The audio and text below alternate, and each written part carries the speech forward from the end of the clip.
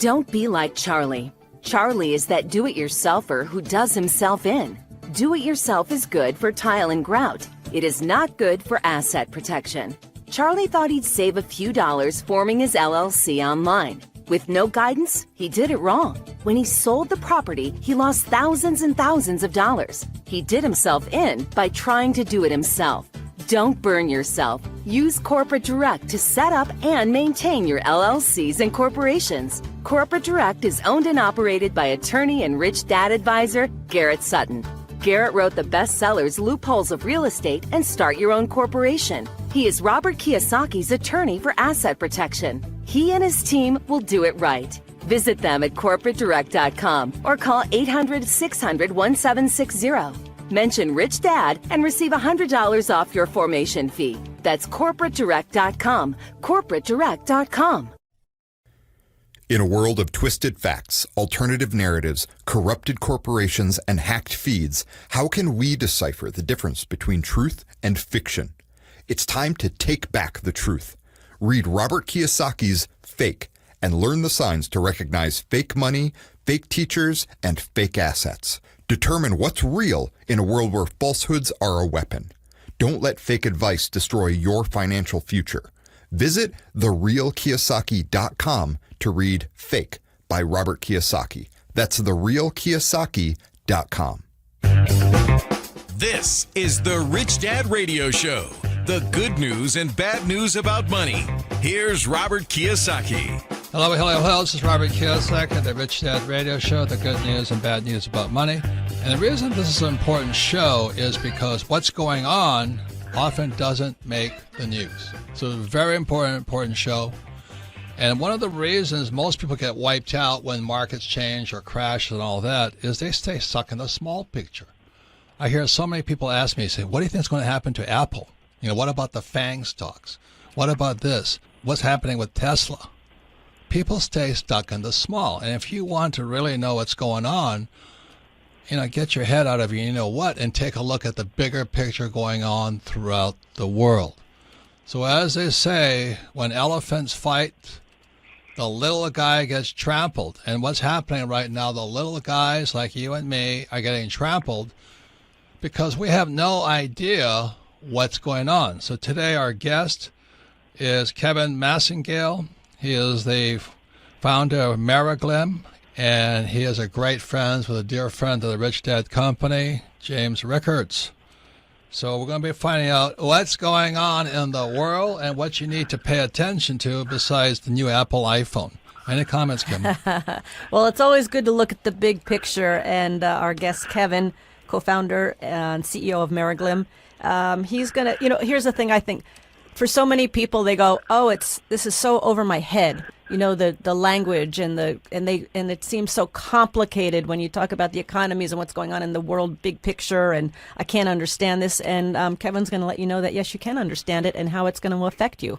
And not only is Kevin part of Meriglim and partners together with James Rickards, he's a U.S. Army Airborne Ranger, 20 years, trained in Arabic and Russian.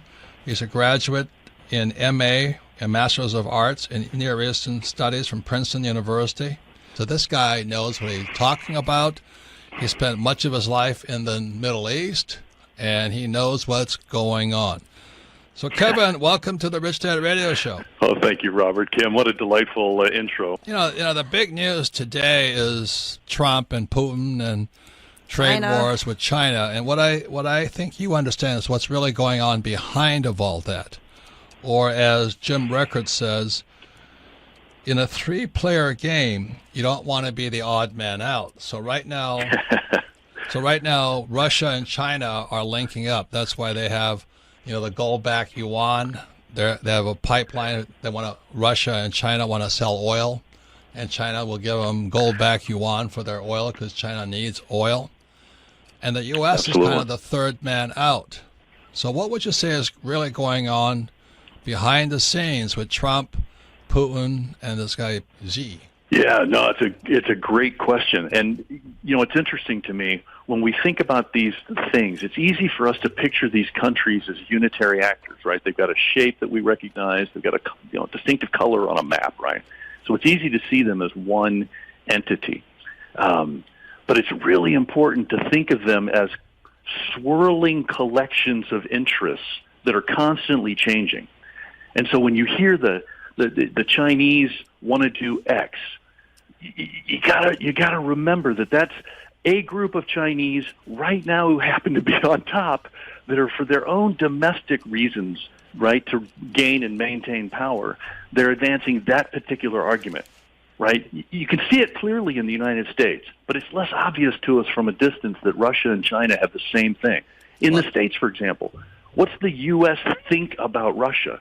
Well, I don't know. Ask the Republicans, then ask the Democrats, right?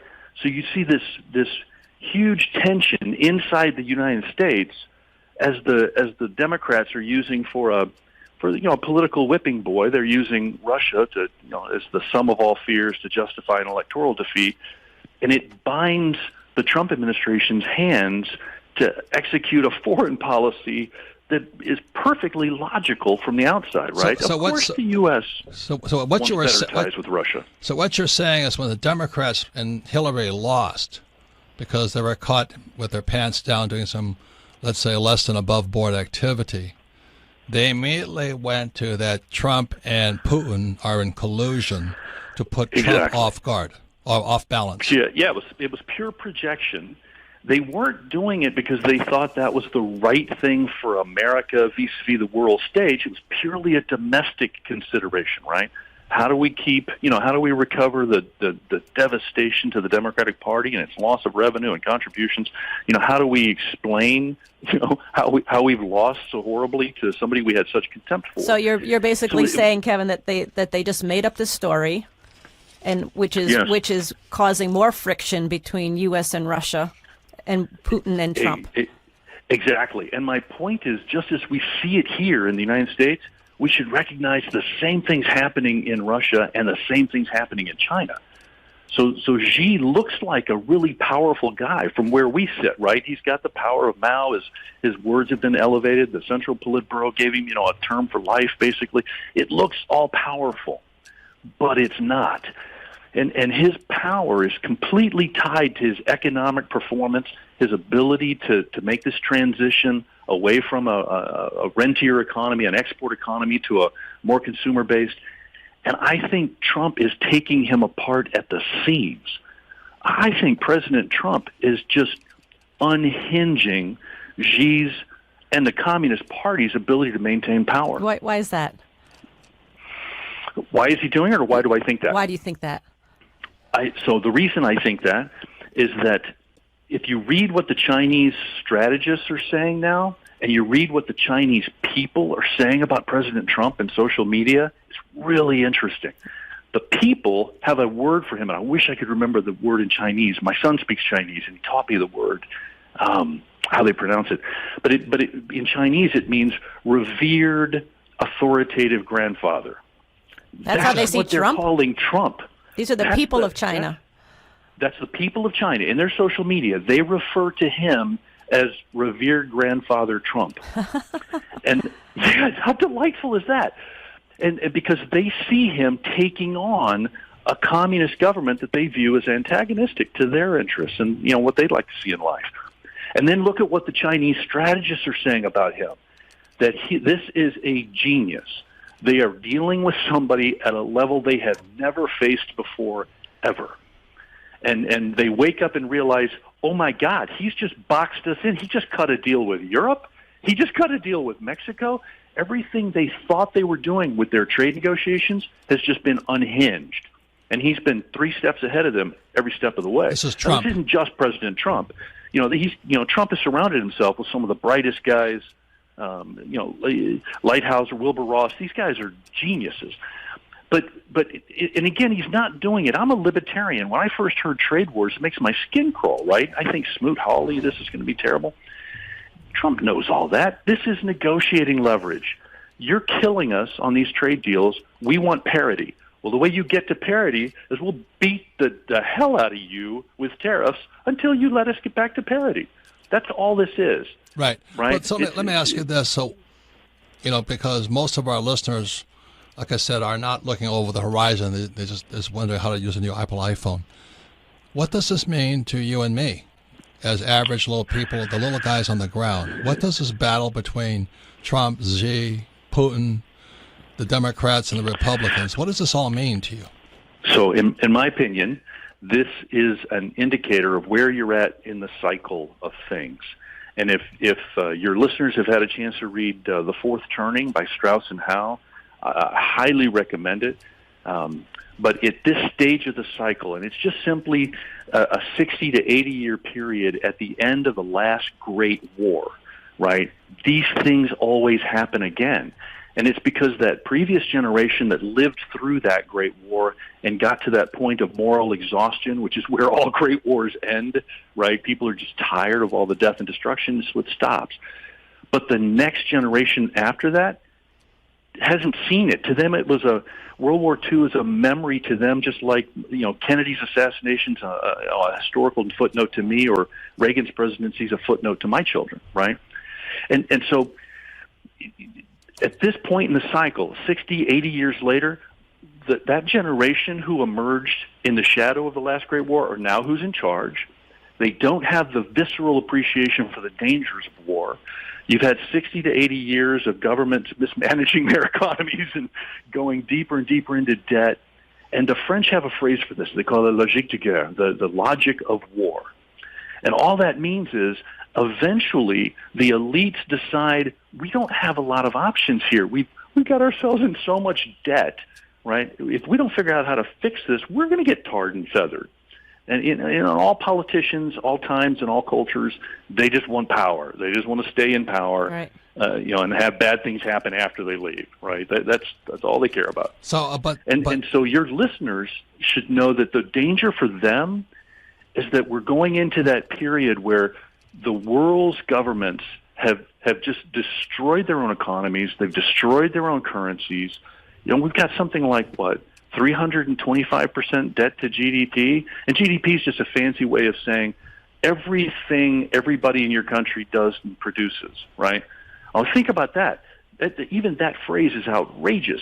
You should actually say that government debt to the country's GDP. The two have nothing to do with each other. Right? If you were thinking about investing in my company, you asked me to see my financials, and I said, well, here's my company's debt, but I live in, let's say we live in Houston, right? Here's the entire production of the city of Houston. You'd be like, okay, so what's your debt got to do with Houston's productivity, right? And yet we let the government say this all the time, debt to GDP, and everybody nods thoughtfully like that means anything. The number you'd want to hear is what's the government's debt compared to its own income, its revenue that it's taking in taxes. That's the number that matters. Just like any business. Just like any household. Just like any household, yeah. Right? So this idea that even with that, they're comparing their cumulative debts are now over three times, 325% more than the cumulative production of their entire country's people, goods, businesses. So what that tells you, what that tells your investors, is that this is it's a Ponzi scheme. It's a chain letter, right? And everybody knows mathematically how that ends. And this will be no different. This will just be on an epic scale. And so your listeners just need to recognize that these dollar bills, the paper currency, is going to be a casualty. And to the extent that their assets are tied in value to that currency, they're going to suffer real loss. And so they want to get away from currency assets. They want to get away from what I think of as tertiary assets or third-level assets and get back to more primary assets. Would you name some tertiary assets? Yeah, so a tertiary asset, I've never heard this phrase used before. I kind of created it, but here's the way I think of it. Tertiary or third-level assets are the kind of paper assets that emerge whenever a society has sufficient surplus energy. This kind of order of complexity always emerges. It's not bad. It's not unhelpful. I think there were futures contracts in Babylonia, right? So this is not. It's not bad or indifferent. It's just that when the currencies are wiped out, these are the things that suffer loss. The pension funds, the 401ks, the bank accounts. These are all tertiary level of wealth. They're paper. So primary wealth are the things God gives us. Think oil in the ground, coal in the ground, fish in the sea, cattle on 1,000 hills. That's what God gives us. Secondary wealth is what you do with those assets, right? We turn oil into petroleum. We turn coal into power generation. We turn, cattle into beef, right? So what your investors just want to think about is that when this great reset occurs, wealth is not destroyed. It's like energy. It doesn't go away. It just changes ownership. And the people who have real assets, whether that's real estate, hence real, right? Whether that's businesses, energy, agriculture, things that are real and tangible, precious metals, those things will be the beneficiary of this great transfer. And so your investors, your listeners, should start getting away from, or as much as possible, adding some protection to their portfolios, whether that's some rental homes, whether that's a multifamily exposure, maybe precious metals, energy leases, things that are real, right? And not just fantastically priced equities or fantastically priced bonds, quite frankly, that will all be terribly hit in this reset. And that reset, that the symptoms of it are some of this turbulence you see globally as governments are jockeying for position. So think about the currency war that kicked off in 2010 by President Obama. The same things that he was reacting to, the same pressures he saw domestically on U.S. goods and services, is the exact same thing that's caused President Trump to kick the table over in what we're calling the trade wars, right?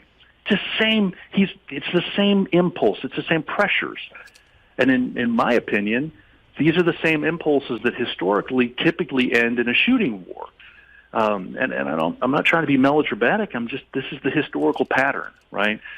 And it's not because a bunch of bad people sit around and think, okay, rub their hands, James Bond villain kind of thing.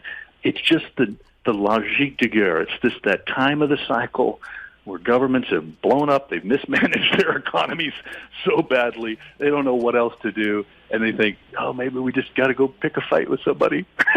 That's what I think, too. Once again, it's Robert Kiyosaki, the Rich Dad Radio Show. Our guest today is Kevin Massengale. He is the founder of Meriglim. He's a partner with one of my favorite teachers, is Jim Rickards. And so coming up, find out how a trade war can turn into a hot war. You're listening to the Rich Dad Radio Show with Robert Kiyosaki. Don't be like Charlie. Charlie is that do-it-yourselfer who does himself in. Do-it-yourself is good for tile and grout. It is not good for asset protection. Charlie thought he'd save a few dollars forming his LLC online. With no guidance, he did it wrong. When he sold the property, he lost thousands and thousands of dollars. He did himself in by trying to do it himself. Don't burn yourself. Use Corporate Direct to set up and maintain your LLCs and corporations. Corporate Direct is owned and operated by attorney and Rich Dad advisor Garrett Sutton. Garrett wrote the bestsellers Loopholes of Real Estate and Start Your Own Corporation. He is Robert Kiyosaki's attorney for asset protection. He and his team will do it right. Visit them at corporatedirect.com or call 800-600-1760. Mention Rich Dad and receive $100 off your formation fee. That's corporatedirect.com. corporatedirect.com. It pays to listen. Now back to Robert Kiyosaki and the Rich Dad Radio Show. Welcome back. Robert Kiyosaki, the Rich Dad Radio Show, the good news and bad news again about money. Today's program is about what's really going on. What will you and I never see in the news? And our guest today is Kevin Massengale. He's a former U.S. Special Forces Ranger. I want to be an airborne ranger. I live a life of danger. The Marines were jealous, but we always thought we were better than you guys, as you know. It was a bunch of bravado. But anyway, Kevin is 28 years, and he's a specialist in Arabic and Russian language. He's a lieutenant colonel. He's a graduate of Princeton University, and he is a partner of a dear friend of the Rich Dad Company, James Rickards, and they're part of Meriglim and a project called Raven. They're actually building a machine that can predict the future of markets. Wouldn't you like to be part of that one? What a great investment. But anyway, we're not talking about that today. We're talking about what happens when elephants fight, and the great battle going on in the world today is the power struggle between Russia, U.S., China. And Kim, you had a couple of questions on that. Yes, Kevin. So we talked earlier about how China views the U.S. and how the people of China view it and how the leaders of China view it. What about Russia? How do the Russian people view the U.S. and how does Putin see Trump? By the way, Kevin, Kim is leaving for Russia on Sunday. Yeah, I'm on my way there. Oh, fantastic! On my Good way for there. you. Yep. Good for you should do some man on the street stuff and come back and tell us. Okay, good idea. I love that. Hey, Kevin, you know the mistake I made? I didn't do my market research so I went from Moscow to the Ukraine just after Russia took over Crimea. Yeah, so wow. I know what they think of Putin and Ukraine. Yeah, they're not a big fan. So I can't speak to the Russian people so much. I don't have the anecdotal evidence like I have with China. Okay. I can tell you what President Putin thinks of Trump, and it's really interesting. If you watch the body language, if you just go back and pull the film footage of every time they're together, there's an almost awe. There's an admiration from Putin to Trump that's palpable, which is ironic, of course, because the Democrats' attack line is that the power's inverted, right? That it's actually the reverse. That Putin's pulling the strings somehow, right? It's just all nonsense.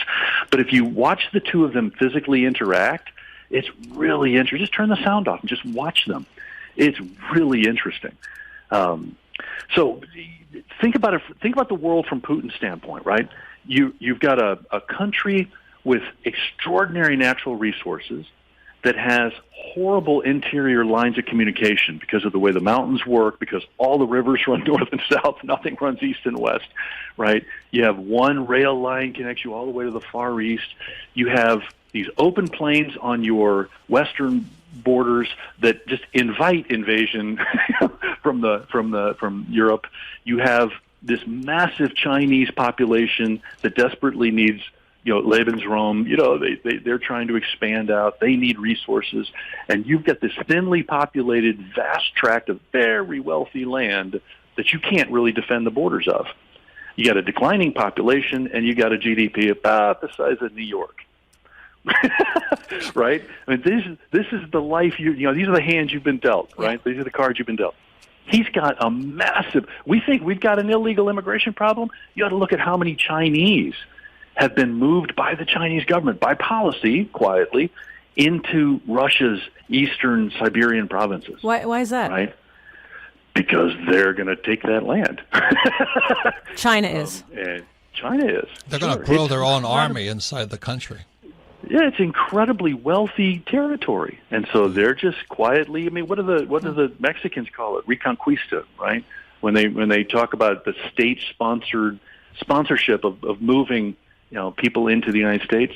Well, the Chinese are doing it to the Russians, and so yes, are there trade links? You bet. There are energy links? You bet. Each side has real value to provide the other, but never forget the danger each poses to the other, or in this case, China to Russia.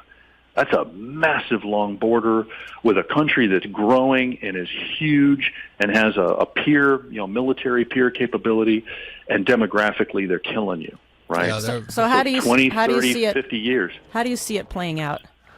So Russia, it needs an alliance with the United States as badly as we want the alliance with them. Okay. China is more of a danger to Russia than it is to us, right? We have China on the ropes economically. This trade imbalance, they talk about a trade war. It's not a trade war. We weren't fighting back. They slapped a bunch of tariffs on it, and we just put up with it. That's not a trade war. That's an ass whooping. Well, again, We're as Jim Urquhart says, there's a three-player game. You don't want to be the odd man out. So Correct. let's get back to. So you think, Putin and Trump, it's obvious they respect each other. They probably like each other.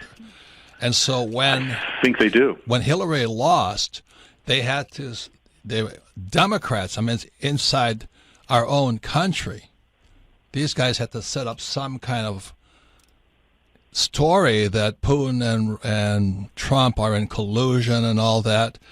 And so I want to get down to the dirt, on the Clinton Foundation and what Obama did to weaponize our intelligence, because that's what most people don't know, because, Clinton and Obama are as popular as ever, but they think they're squeaky. Right. They think they wear white robes. What do you know about Clinton and Obama? So everything I think you're hearing from the Democrats aimed at the Trump administration, I believe, is a classic case of projection.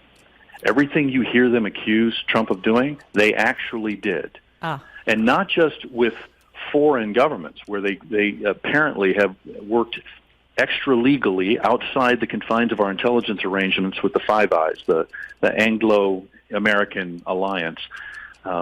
They worked extra legally with intelligence forces in the United Kingdom and Australia to set up the Trump administration. And they worked closely with the Russians to do this. So it's like Clinton. So because Clinton go back to your lost, Clinton Foundation. Right. Right. Wait. So Look because the Clintons lost and the Clinton Foundation disappeared all of a sudden because they didn't want to go to jail, that's why they're attempting to put Trump on the ropes and pound at him on things they were doing? Correct.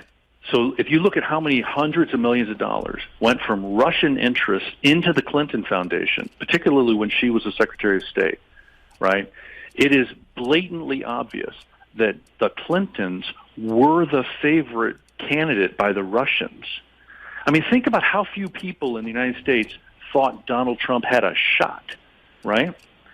Jim Rickards and I said he's going to win, but I was hedging my bets telling Jim, I think they're going to steal it. I don't think. I knew he'd win the popular vote, but I thought they'd steal it. So there was just literally a tiny steal handful it. of people. Literally steal it. Literally. Yeah. Voter fraud. Yep. And so if we couldn't see it, and we're Americans in this first person looking at it every day, you're going to tell me that Putin saw this? No way. Putin's time and money was behind the Clinton administration. That's who everybody thought was going to win. And that's who he'd given hundreds of millions of dollars to already. So let me ask you this. Bill Clinton. Why doesn't Trump bring, because I know Trump knows, why doesn't he just bring it out? So the Justice Department has assigned, now the first thing you had to do was clean out the corruption that was left behind after the Obama administration, right? Well, so you've seen that. But there's not enough time on earth to do that. And FBI. Well, you've seen a bunch of them go, right? At least 20 ridiculously high-ranking officials, from the FBI director himself, DOJ officials, Was that Comey? Yeah, absolutely. And so think about Lois Lerner, the famous name, from Obama weaponizing the IRS to jam his political opponents in the run up to the 2012 election. So your statement, these are yours. Obama weaponized. Yes. Yeah. What did he weaponize? Not just the IRS. He weaponized the Department of Justice, the FBI, the CIA. So right? they He became turned them all into a political arm. So of they the became Democratic his Party. Gestapo then. Yes.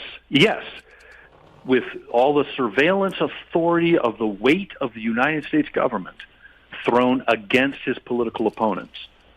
And so that's what Trump had to clean out first. Yes. And so that's why we have Mueller on his case right now.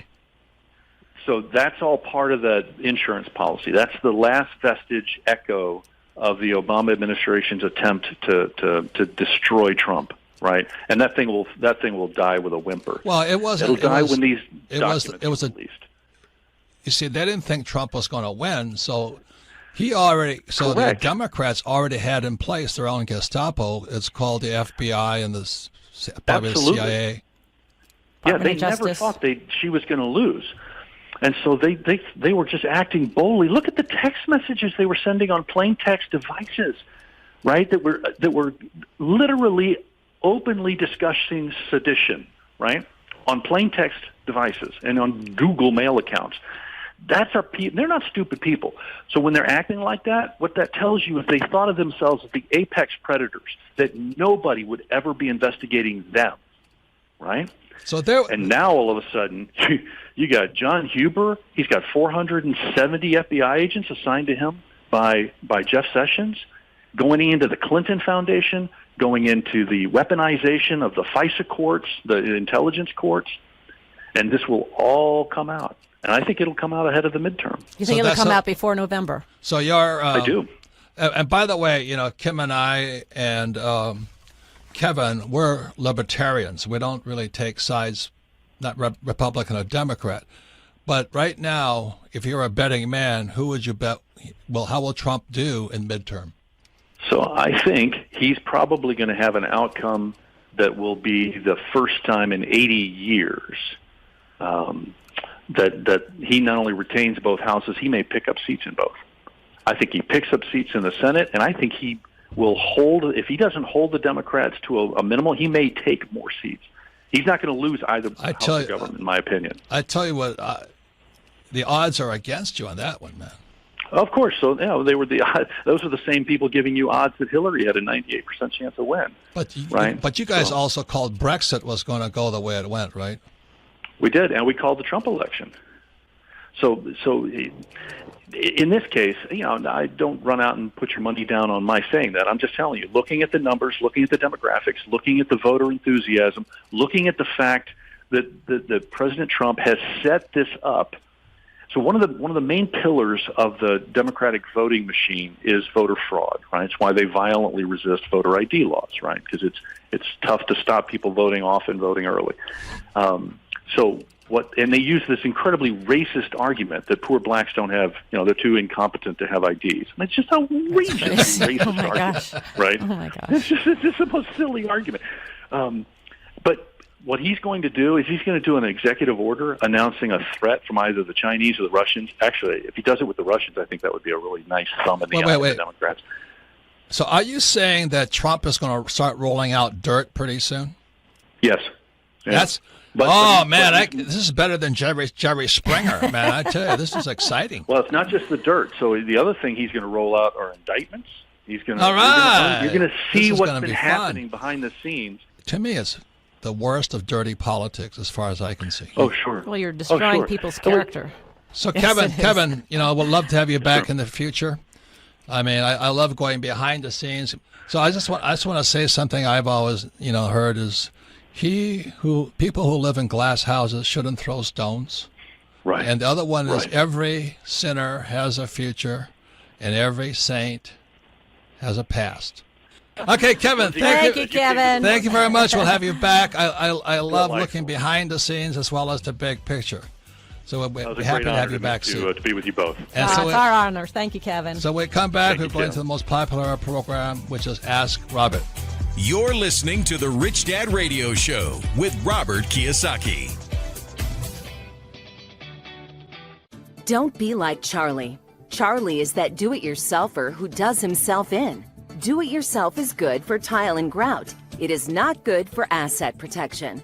Charlie thought he'd save a few dollars forming his LLC online. With no guidance, he did it wrong. When he sold the property, he lost thousands and thousands of dollars. He did himself in by trying to do it himself.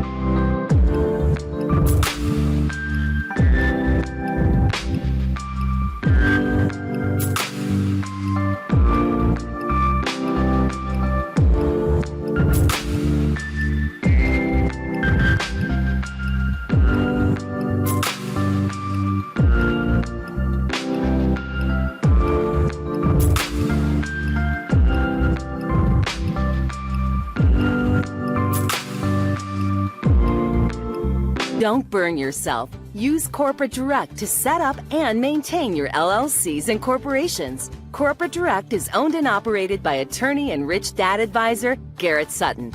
Garrett wrote the bestsellers Loopholes of Real Estate and Start Your Own Corporation. He is Robert Kiyosaki's attorney for asset protection. He and his team will do it right. Visit them at corporatedirect.com or call 800-600-1760. Mention Rich Dad and receive $100 off your formation fee. That's corporatedirect.com. corporatedirect.com. Log on to richdadradio.com while you listen. Now back to Robert Kiyosaki. Welcome back, Robert Kiyosaki, the Rich Dad Radio Show, the good news about, bad news about money.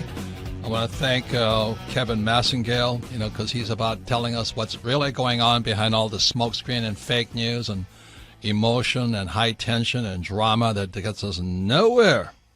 So once again, you can listen to the Rich Dad Radio program anytime, anywhere on iTunes or Android.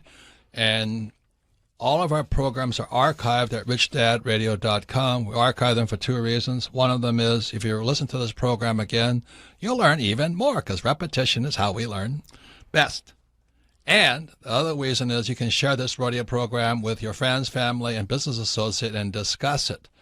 And I think this program, especially with Kevin Massengale, will be very lively because it's about what's going on, but also his predictions. His predictions have been pretty accurate. He and Jim Rickards. I mean, They predicted the Trump election, being elected. They Brexit. They predicted Brexit, and now they're saying that the Republicans are going to pretty much win the November elections. And he's predicting that these huge forces of people are going in after the Clinton and Obama Gestapo and KGB, those guys set up. And the dirt's going to roll pretty soon. So watch it. It's going to be, at minimum, better than the Jerry Springer show, sports fans. If it wasn't so tragic, it would be funny. So once again, listen to it listen to this podcast again at richdadradio.com and discuss with friends, family, and business associates. And Kevin Massengale has a newsletter called Massengale's Defense Technology Alert. Yeah, and once again, he's a wealth of information. Army Special Forces Airborne Ranger. And those guys were really, really good because I saw them fight in Vietnam. And also, he is a graduate of Princeton, and he knows what he's talking about. He's lived much of his life overseas in intelligence. So once again, you can submit your questions to Ask Robert at richdadradio.com. So, Melissa, what's the first question for Ask Robert? Our first question today, Robert, comes from Lucky in Johannesburg, South Africa. Lucky. I like Lucky. Yeah. That's your mom's name, My right? grandmother's maiden name was Lucky. Louise Lucky. Louise Lucky. Nice. Yes. And I'm lucky because I got Kim Lucky. And my middle name is Louise. I said, why didn't you give my middle name as Lucky? Because they gave that name to me because I got a Kim. Nice. Favorite book, Rich Dad, Poor Dad. The question is, what are the next investment opportunities within the next 5 years for people in developing countries or emerging markets? Once again, I don't like to give investment advice, but I'll just tell you what I would do. It doesn't mean that you should do it. The problem with emerging markets today, if you understand the whole monetary system, I have a new book coming out in April. It's called Fake. The United States prints fake money and gives it to emerging markets. That's how they make their money. So what happens is they give let's say it happened in Argentina and stuff like this, they give them all this fake U.S. dollars. And then the Argentinians cannot pay it back and their currency sinks. So they have to pay back the U.S. loan in U.S. dollars, not Argentina money. That's the name of the game. It is to bankrupt the emerging markets. So today you see bankruptcies running in Greece. You see it running in Argentina and Nicaragua. No. And more are going to occur. So the name of the game is bankrupt the emerging markets.